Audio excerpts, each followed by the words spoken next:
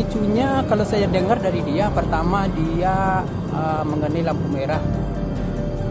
Kebetulan dia ke situ, kata dia.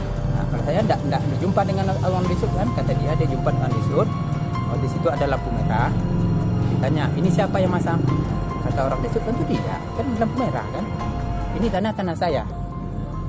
Kau nak lapor sama saya? Orang Desut itu mudah aja, kalau tanah bapak ya tutup. Kan gitu ya.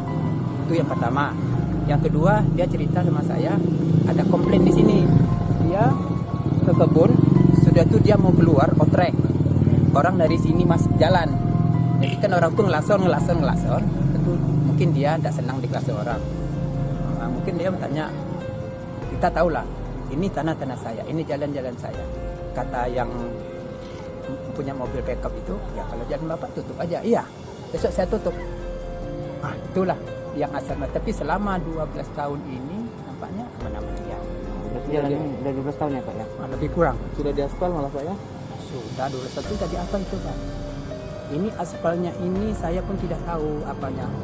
Tiba-tiba masuk alat berat, potong Pak, ini municipal Pak, ambil karena saya ambil. Sehingga kolam itu di tepi jalan saya. Katanya tanah ini dari wakaf sama tuannya dulu Pak. Saya itu cerita tuh saya mungkin tidak tahu. Jangan lupa subscribe, share, komen, dan like ya.